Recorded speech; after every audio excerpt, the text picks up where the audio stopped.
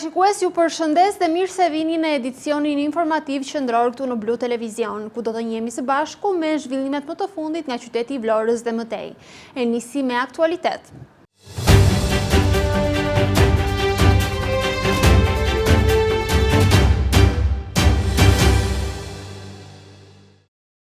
Bashkia Vlorë ka kaluar edhe 2 subvencione me vlerë totale 636.442 lek për mbulimin e humbjeve të qendrës së trajtimit të studentëve për muajt mars dhe prill.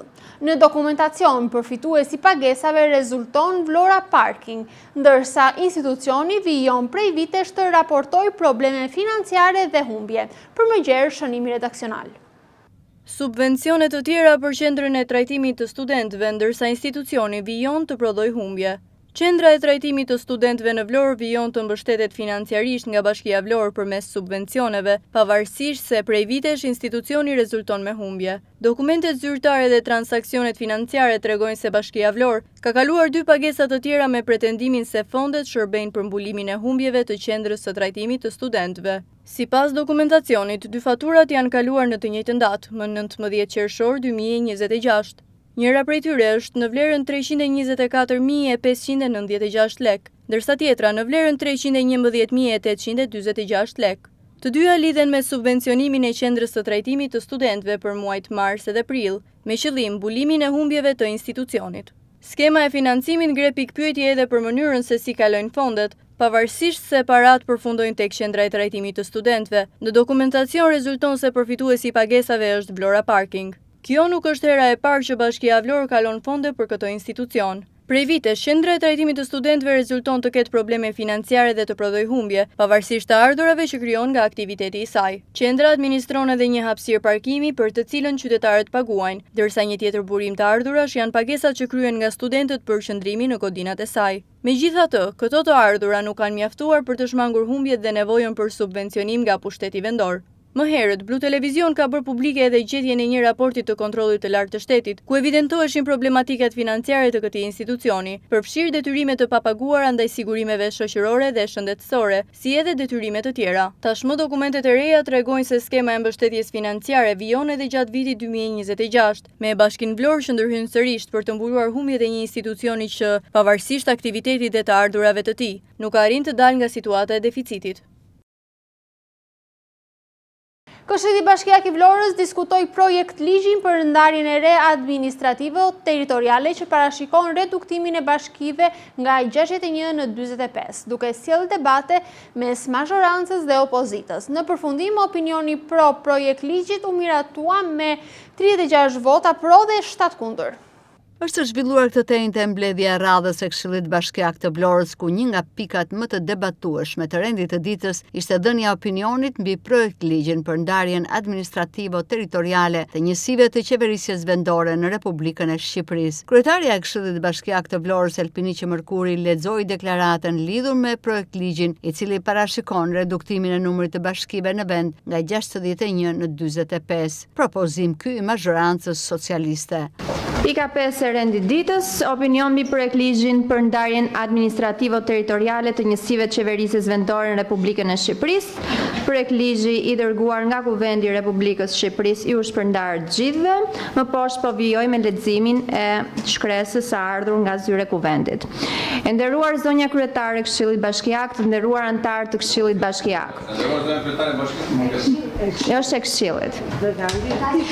Në emër të grupit deputetëve propozues të mazhorancës parlamentare, anëtar të Komisionit Posaçëm Parlamentar për Reformën Administrativo-Territoriale, më lejoni të drejtohem me këtë letër për t'ju paraqitur propozimin për reformën administrativo-territoriale 2.0 dhe për të kërkuar mendimin dhe kontributin tuaj institucional në procesin e konsultimit. Të ardhurat e vetat bashkive janë rritur ndjeshëm, detyrimet e prapambetura janë ulur, kapacitetet administrative janë forcuar dhe një pjesë më e madhe e buxheteve vendore është orientuar drejt investimeve dhe shërbimeve për qytetarët. Për herë të parë u ngrit gjithashtu një sistem kombëtar për matjen e performancës së bashkive. Shqipëria e vitit 2026 nuk është Shqipëria e vitit 2014. Dinamika demografike, ekonomike dhe territoriale ka ndryshuar ndjeshëm, ndërsa zhvillimi ndërmjet bashkive mbetet i pabarabartë. Disa bashki kanë mundësi të investojnë, të tërheqin aktivitet ekonomik dhe të ofrojnë shërbime me standarde të larta, ndërsa të tjera përballen me tkurjen e popullsisë aktive, me të ardhurat të kufizuara dhe me mungesë së burimeve njerëzore të specifikuara. Zgjodhëm të vazhdojmë sepse Shqipëria nuk mund të humbas kohë në rrugën drejt anëtarësimit në Bashkimin Evropian dhe ndërtimit të bashkive europiane. Propozimi që përcjellim është rezultati i analizës së 10 viteve të zbatimit të reformës së vitit 2014, i përvojës së krijuar gjatë kësaj periudhe i dëgjesave publike dhe i punës së ekspertëve të komisionit. Më pas, Sonja Mërkuri ftoi këshilltarët bashkiak të shprehin qëndrimet dhe opinionet e tyre mbi ndryshimet e propozuara. Debatet mes këshilltarëve kanë qenë të forta, ndërsa përfaqësuesit e opozitës kundërshtuan projekt ligjin duke shprehur rezerva për mënyrën se si parashikohet të realizohet ndarja e re administrativo-territoriale. Tani me që edhe në mbledhjen e kryesisë, në kolegjin e kryetarëve, ngrita atë që po ngre tani. Dhe në kolegjin e kryetarëve ju thash, tërhiqeni pikën 5, që është kjo që po flasim tani, shtyeni në një mbledhje të dytë dhe bëni dëgjesat publike. Ne jemi të zgjedhur nga populli. Ne përfaqësojmë qytetarët, jo ne, gjithë secili prej jush. Ne duhet bëjmë një herë dëgjesat publike në njësi administrative, në qytet, ose një dëgjes të përbashkët. Pasi të mbaroj dëgjesa publike, ne si organi më i madh vendimarrës lokal, ne pastaj do marrim atë vendimin ose propozimin ose opinionin çdo gjë tjetër. Ne po vëmë nga fundi në fillim. Shtyheni opinionin për mbledhjen e radhës që do jetë në 15 ditë, 10 ditë, 30 ditë. Dakordsuam në mbledhje kryesisë dhe logjikisht ishim të gjithë dakord. Politikisht nuk ishit dakord. Tani unë po them, hajde të bëjmë dëgjesat publike. Kur do lini datat për kace? Ta vendosim sot të gjithë bashkë të themi, Këshilli i Bashkisë zhvillon një dëgjes publike në datën 5 shtator në orën 17 te Pallati i Kulturës. Dëgjojmë ne si Këshill Bashkie dëgjesën, Këshill Bashkiak, bashkia do bëj dëgjesën e saj dhe në mbledhjen e radhës ne vim marrim të filtruar edhe opinionet e qytetarëve. Ne nuk mund vim tani të japim opinion pa marrë bazën. I kanë bërë ata dëgjesat tha me qytetarët, tani do marrin opinionin e kryetarëve të bashkive dhe këshillave bashkiak. Në momentin që do marrin dhe këtë opinion nga kryetarët e bashkive dhe nga këshillat bashkiak, do vazhdojmë me votimin në parlament. Është e pafalshme kjo që kërkohet të bëhet, sepse kjo kërkohet të kamuflohet, duke qenë se në shumicën e bashkive, të cilat i ka Partia Socialiste, edhe këshillat bashkiak i zotron Partia Socialiste, Mazniku që ti lexove atë deklaratën që harrove në fund të thoje me respekt zoti Arbian Mazniku, nuk ishin fjalët e tua zonja kryetare, ishin fjalët e zotit Mazniku ato që na lexove ne këtu.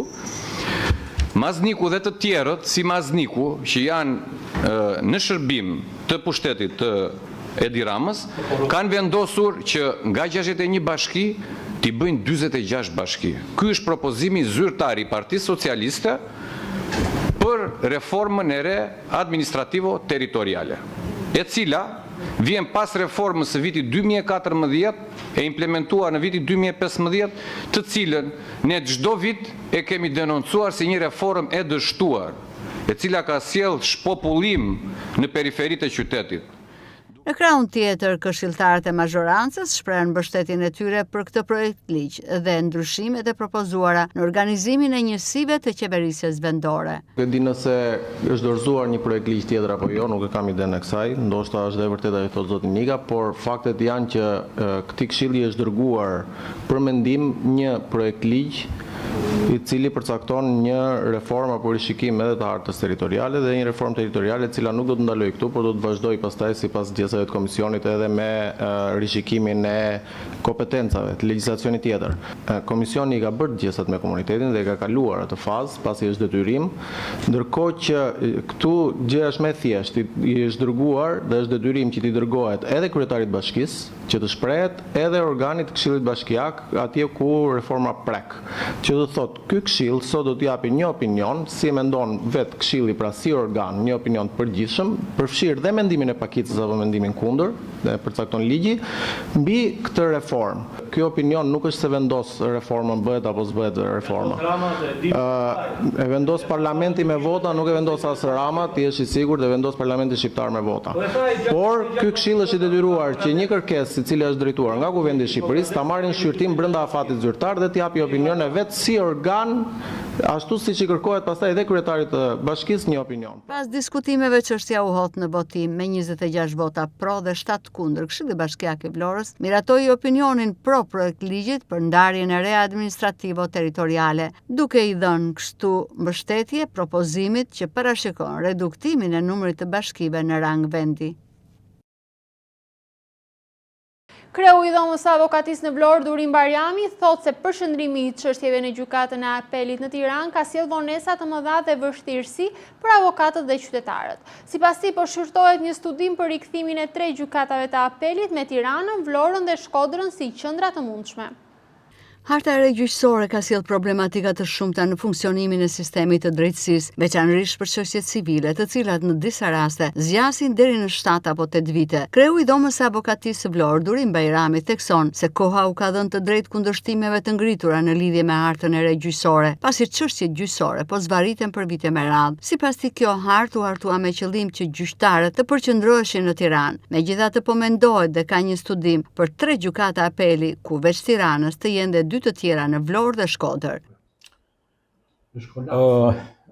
Shiko, ne zgjidhjen e kemi dhënë, ne kundërshtimet tona i kemi bërë që në fillim që kur u bë harta e re gjyqësore, pra nga harta me 6 gjykata apelit kaloi në një gjykatë të apelit jurisdiksionit përgjithshëm, u kundërshtua nga ana jon, ka zëra që sepse koha na dha shumë shpejt të drejtë për dështimin e kësaj harte gjyqësore, ka zëra për një rishikim të mundshëm të hartës gjyqësore, ne zgjidhjen e kemi dhënë të paktën të kaloj me 3 apele, të ketë Vlora një apel për rajonin e Jugut, të ketë Tirana për qendrën dhe Shkodra për rajonin e Veriut. Se sa do të merret në konsiderat, kjo ngelet është në varësi të organeve të pushtetit. Atëherë për të thënë gjërat troç, sepse nuk mund të flasim, duhet ta shmangim gjuhën e diplomacisë, sepse në qoftë se do vazhdojmë, gjuha diplomacisë për mendimin tim është i përket vendeve të standardeve të larta demokratike. Nuk mund të flitet më me gjuhën e diplomacisë shqiptare, nuk duan ta bëjnë këtë. Troç nuk duan ta bëjnë, nuk do Këshilli i Lartë Gjyqësor për ta bërë një hartë të re gjyqësore, sepse ka hallin dhe merakun sepse gjyqtarët largohen nga Tirana. Edhe gjyqtarët duhet jetojnë në Tiranë, nuk duhet jetojnë më në përrethë.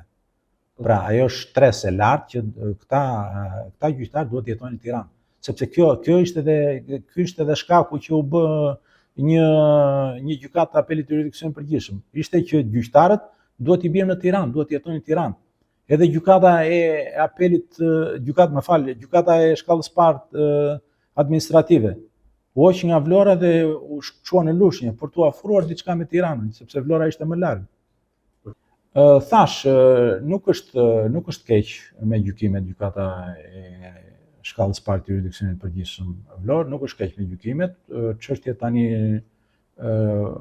kuptohet, ato çështjet që janë më komplekse, me vështirësi shkojnë edhe deri në 1 vit gjykim ose 1 vit e gjysmë, ndërsa çështjet e tjera që janë më të shpejta shkojnë diku te 4, 5, 6 muaj.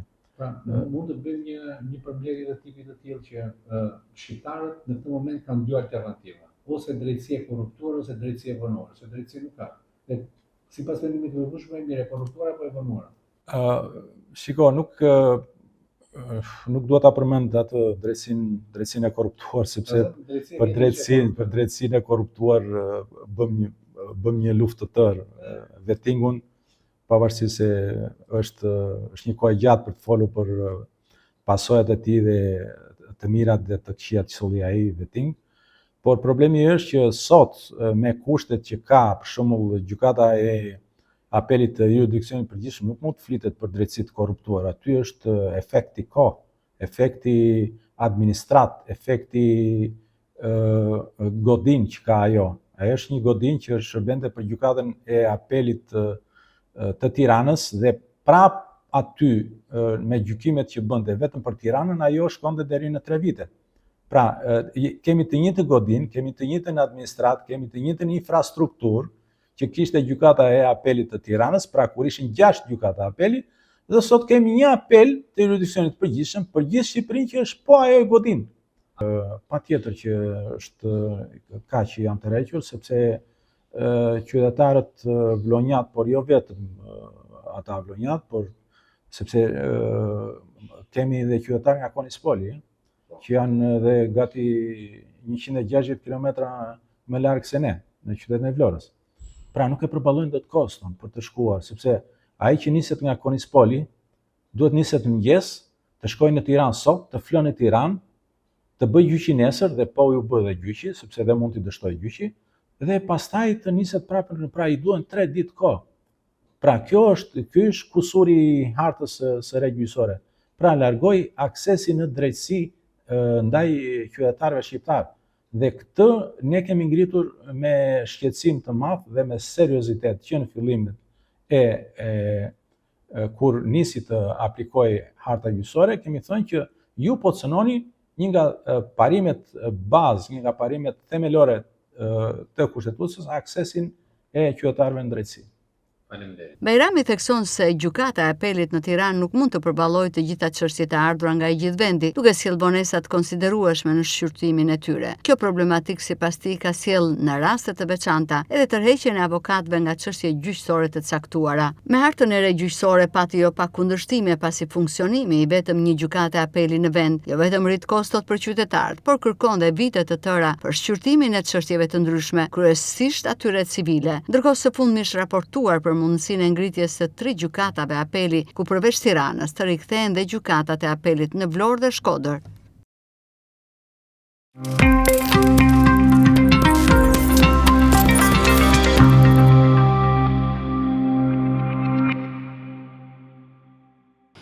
Operatorët turistik në Vlorë cilësojnë sezonin veror të vështirë, duke ngritur kështu shqetësime për mungesën e pastrimit, furnizimit me ujë të pishëm dhe gjendjen e amortizuar të rrugëve. Administratori i një hoteli, Selam Zaimi, thotë se këto problematika kanë ndikuar drejt për drejt në funksionimin e bizneseve dhe në cilësinë e shërbimit ndaj turistëve. Sezoni veror po shkon tashmë drejt fundit, teksa disa prej operatorëve turistik në Vlorë bëjnë dhe rezumen e tij. Sipas Selami Zaimit, administratori i një hoteli në ujë neftot, ky sezon ka qenë tepër i vështirë, kjo për shkak të mosofrimit të dur të shërbimeve nga pushteti lokal. Zaimi thotë se vështirësitë kryesore që kanë asur përgjatë kësaj vere ka qenë mungesa e pastrimit të dur në zonën ku biznesi funksionon. Jo vetëm kaq, por sipas tij, në zonë ka munguar shpesh dhe ujë i pishëm. Një tjetër shqetësim ka qenë dhe gjendja e rrugëve në brendësi të zonës të amortizuara dhe në një gjendje të degraduar prej vitesh. Rruga jonë të pak në 3 muaj nuk është pastruar më shumë se 2 herë. Na kanë mbytur plerat. Problemi i parë është shqetësues. Po më shqetësues kemi pas problemin e ujit. Lagja jonë e dënuar me ujë, na shpreh ujë çdo ditë në 18 deri në 5 masdite. Vjen pushuesi do të lahet, s'ka ku të lahet. Ka marr çantën, ka marr bagazhet, ka ikur. Është problem që ne e kemi ndier shumë. Problem tjetër që ashtu veç pastrimit të rrugës edhe kësaj është edhe problemi i ujit të detit. Në pjesën tonë përballë në hotel, dukur se që është kjo zona këtu, uji si le ka qenë shumë i ndotur. Nuk e di nga vjen ajo ndotje, por bashkia do të kishte vend dorë. Pse thoj bashkia? Them bashkia sepse ne ata kemi. Te kemi votuar, ata duhet të votojnë. Pavarësisht se kujt krau janë, nuk nisem nga ajo, por nisem që të bëhet puna. Neve na ka nxjerrë shumë shqetësime. Një shqetësim tjetër ka qenë këtu poshtë, po ka filluar punime për një pallat 20 dhe ca tash. Takzojnë që e kam, po nuk ka pse punojë në sezon. Është punuar deri në 20 korrekt, që ne kishim kulmin e punës. Shpesh bizneset e qytetit të Vlorës përgjatë sezonit turistik përballen me një sër probleme që ndikojnë drejt për së drejti te klientela e tyre. Mungesa e ujit, pastrimit të energjisë elektrike, parkimeve, por dhe gjendja e rrugëve janë mjaft shqetësuese për këta të fundit.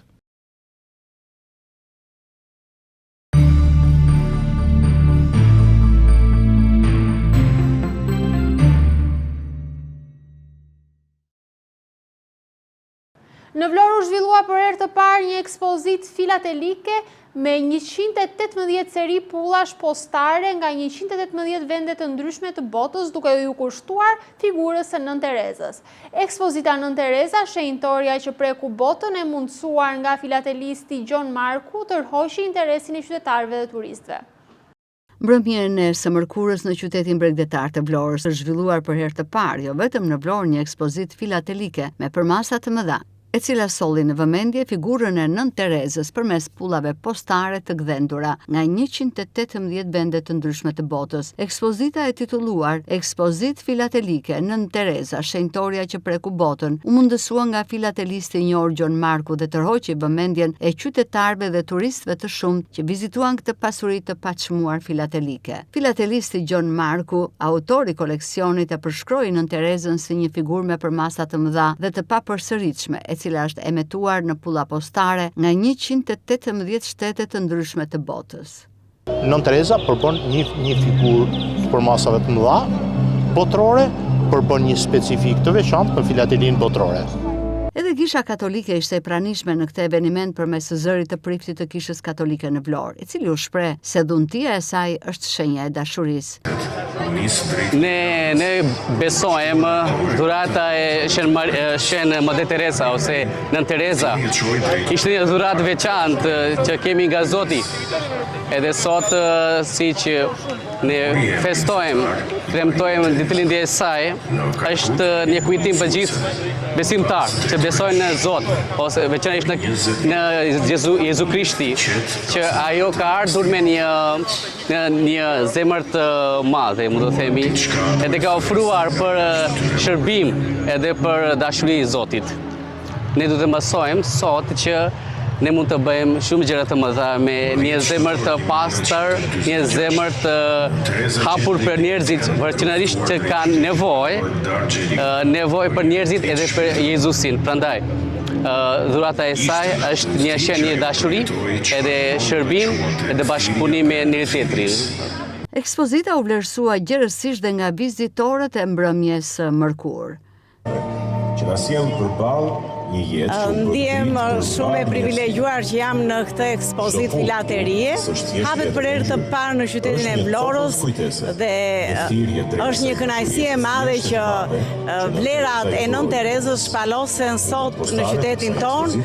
Të gjithë shikojnë dhe dëgjojnë, motivohen nga ato që janë shkruar dhe prezantohen sot. Është një punë studiuese e jashtëzakonshme e studiuesit Gjon Marku, për cilin unë kam shkruar edhe një artikull detajues mbi filaterinë dhe është e jashtëzakonshme që në qytetin e Vlorës për herë të parë të na vinë këto vlera kaq të mëdha kulturore dhe ku të gjithë që jemi pjesëmarrës e shikojmë në këto ditë gushti të nxehta, kaq shumë të ardhur që ka dhe të vinë të shikojnë në Vlorë një event të tillë është kënaqësi e madhe. Ekspozita filatelike për Nën Terezën u mbështet dhe nga Bashkia e Vlorës dhe konsiderohet si një omazh domethënës ndaj njërës prej figurave më të shquara shqiptare në histori, e njohur dhe nderuar në mbar botën. Fakti që një event i tillë u organizua për herë të parë në vend e bën atë dhe më të veçantë për komunitetin lokal dhe dashamirësit e filatelisë.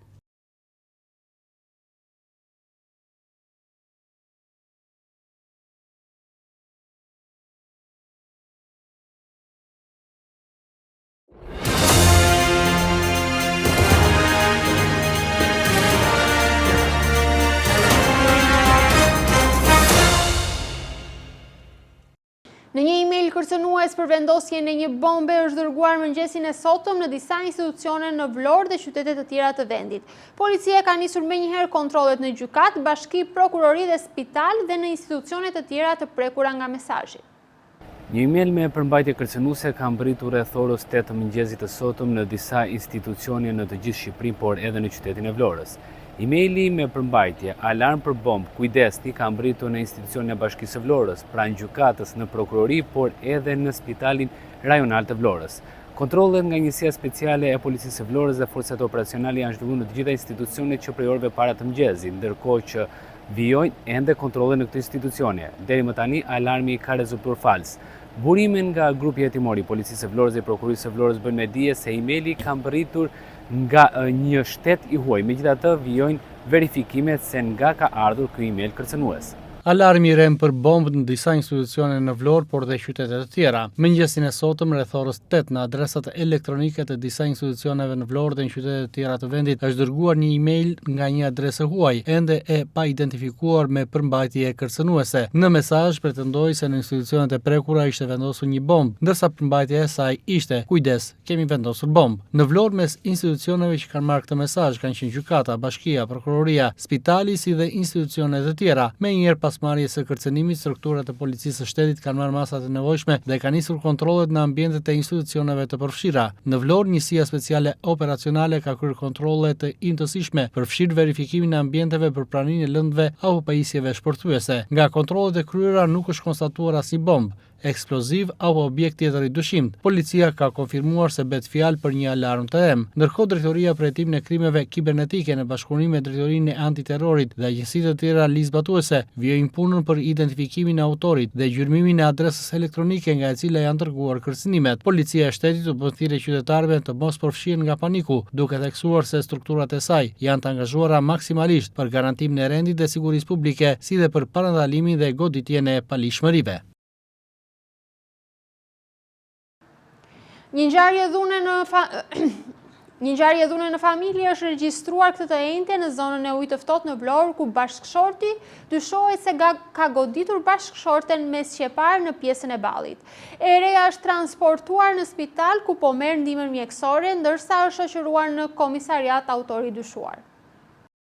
Një ngjarje dhune në familje është regjistruar në orët e para të kësaj të njëjteje në zonën e ujit të ftohtë në Vlorë. Sipas të dhënave paraprake të siguruara nga Blu Televizion, një çift është konfliktuar, ndërsa bashkëshorti dyshohet se ka goditur bashkëshorten 61 vjeçare me një mjet prerës tip SPAT në pjesën e ballit. Ajo është transportuar menjëherë në Spitalin Rajonal të Vlorës, ku po merr ndihmën mjekësore. Sipas bluzave të bardha, gjendja e saj është stabilizuar dhe ndodhet jashtë rrezikut për jetën. Dëmtimet janë raportuar si sipërfaqësore, kryesisht në pjesën e ballit. Ndërkohë, policia ka shoqëruar bashkëshortin dhe po merr deklarimet e tij, ndërsa po merret në pyetje dhe e dhunuara me qëllim zbardhjen e plotë të rrethanave dhe shkaqeve të konfliktit.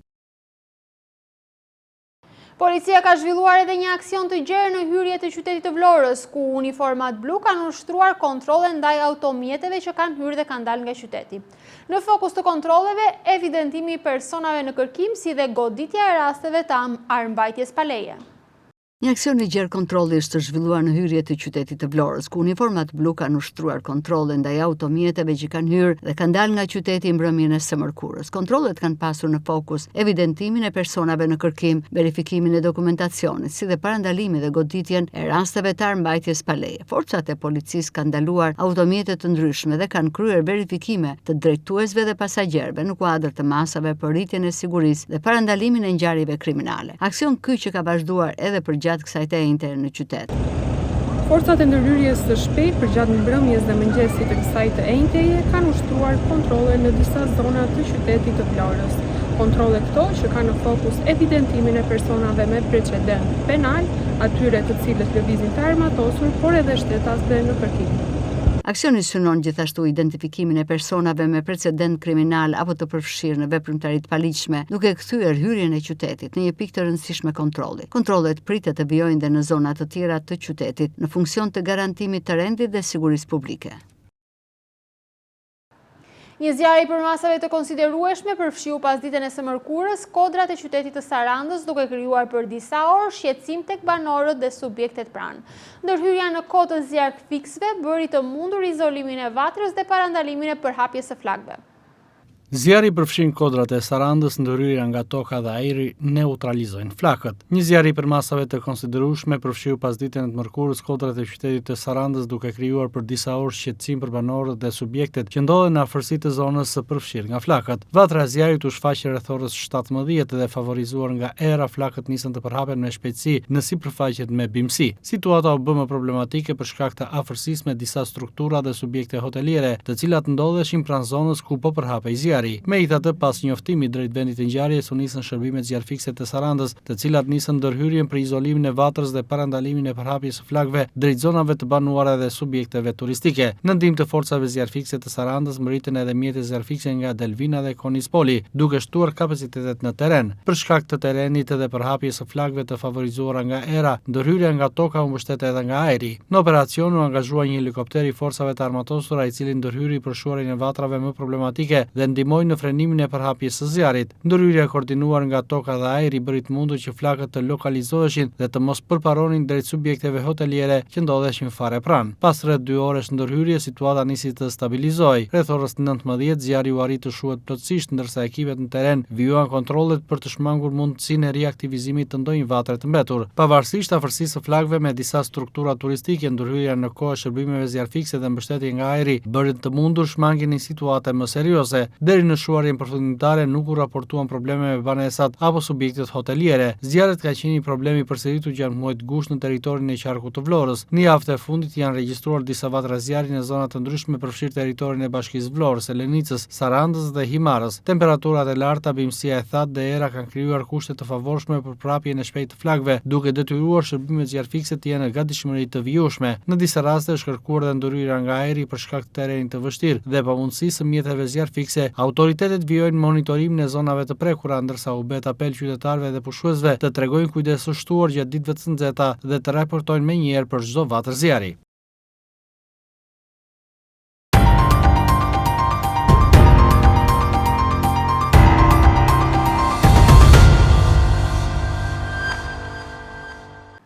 Banorët e Gjirokastrës vijojnë të kontribuojnë në pastrimin e oboreve dhe rrugicave, shesheve dhe ambienteve publike, duke ndihmuar kështu rritjen e pastërtisë në qytet.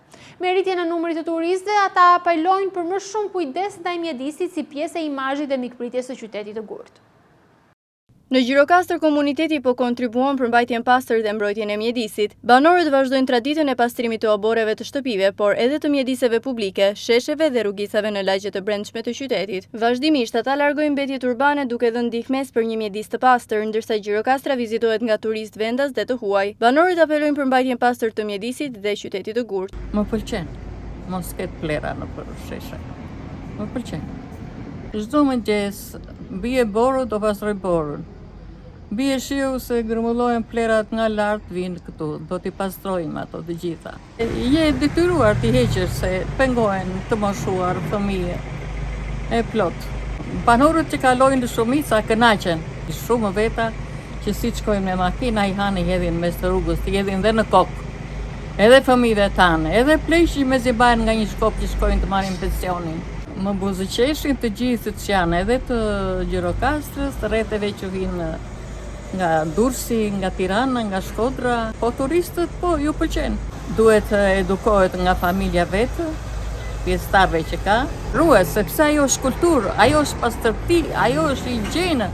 Zhvillimi i turizmit e ka kthyer në domosdoshmëri mbrojtjen e mjedisit në Gjirokastër. Mjedisi i pastër krijon një imazh pozitiv të qytetit për vizitorët dhe turistët.